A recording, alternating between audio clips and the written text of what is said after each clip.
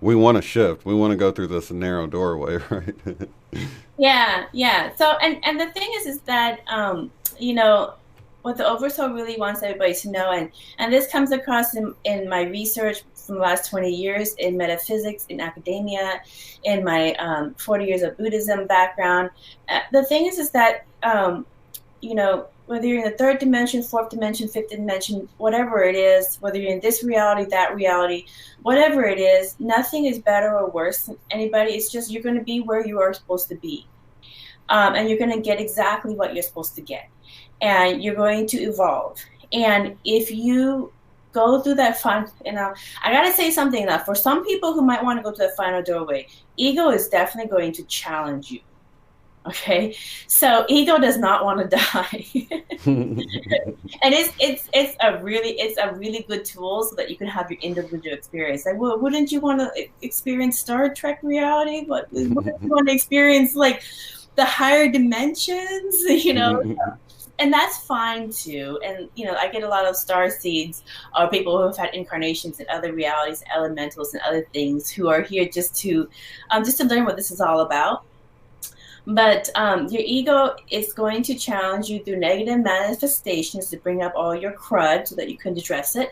And it's also going to kind of challenge you to challenge your character, to see if you're integrous and to see, you know, if you really are, you know, solid all the way through. So one of the things that take down the energy of a lot of gurus and a lot of really highly evolved people is everybody wants to do good for other people. So it will use your weakness to help people against you. Like, well, if you just stay behind, you can have all this power and wealth and you can help all these people here, you know, live better life and with less suffering. But it's artificial because if you truly love somebody, then you're going to respect their journey and respect the things that they have for themselves and let them walk their own journey so that they can experience and grow on their own, instead of artificially making them do something, because it is not real. And so that's kind of ego. It will kind of use some of your strengths against you to see if you can see the wisdom behind that. So it's really hard to let go of that ego identity. But you know, since we all exist infinitely through the eons, there is no rush to return to the spiritual emptiness of the universal, you know, mind and consciousness. But if you do get to that point, if you're hearing this message, at some point in your incarnation, in your existence, you will return home and you will let go of your addiction to the fullness of creation. Very good message. Mm-hmm. Well, I want to thank you for being on. We got to start having you back regularly. I always enjoy the talk. People in the chat are enjoying it so much. Do you have anything? Oh, I do want to mention that Vaughn has her YouTube channel going now. She got up right after she was on the last time, so I didn't have her link the last time. So do check in the description box below and subscribe to her channel. She's also got her website. I've got it right there on the screen under her name, merkabachakras.com. As you see there. And I think we've got your Facebook down there as well, don't we? Or Yeah, your author's yeah, page for your books. my office page. And you know, the thing is that you know, like I usually don't like to be in the limelight or anything like that because I try to avoid spiritual ego. So you know, spiritual narcissism and intellectual narcissism, these are real things as well, and that will lower your frequency. But I am going to, you know, contribute a little bit of and get this information out because it will help people, because whenever Earth spikes her energy, more people are going to awaken and going to, you know, kind of be in deja vu, like what's going on? I don't this, you know, they're going to need some help. So when you see some of those people who are like, I need to talk to you, have something weird that happened, this and this, and I remember this and this, you know, so they'll have a little bit, I think I'm going crazy, or I think I need to go see a mental health doctor or something. So more people are going to have awakenings every time she does a spike. And so, you know, help those people out as well. But, you know, in all my sessions, the oversoul always says the same thing to my clients. And so I put that message into these 4 or 5 sentences that I always close out with. And what the Oversoul really wants everybody to know at this time is that you've always been enough. You've always been enough. And use the gifts and resources all around you to create the life that you want to experience. A life full of joy and love. And the spirit world will nudge you through synchronicity.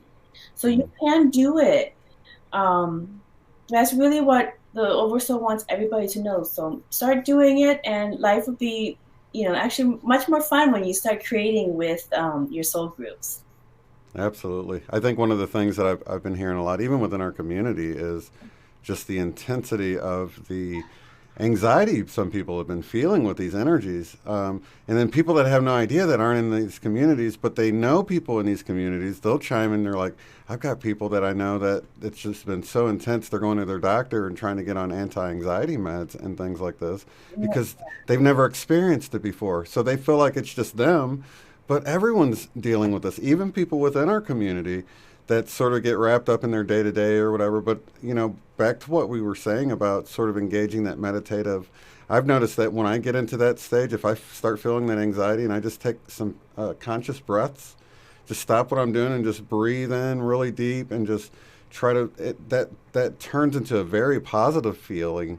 Instead of anxiety, it starts feeling like really energetic and good. Yeah. So, we're all animals, and like in the animal kingdom, when an animal feels anxiety of some kind of impending natural disaster is going to happen soon, animals start going to the water and swimming. Or they start going to find food, and they just start sitting there eating fruit.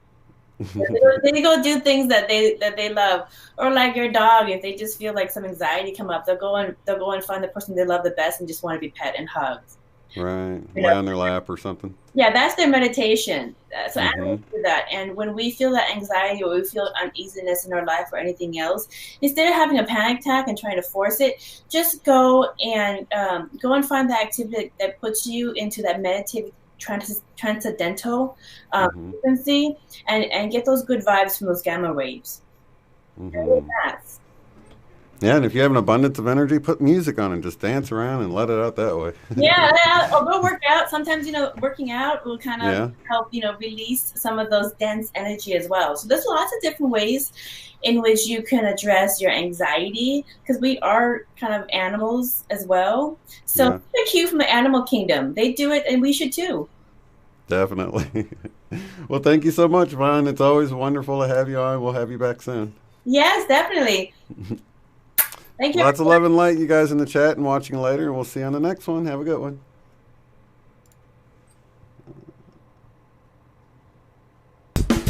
Be sure to check out the website at uotf.net. There you will find the live stream schedule displayed in your local time right there on the front page.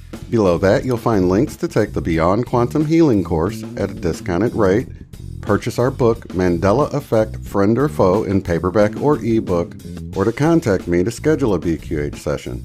At the top of the site, you'll find links to help support the work I do, access the free private forum where you can discuss organizing get-togethers in your area, Mandela effects, and more. Thank you all so much for being here.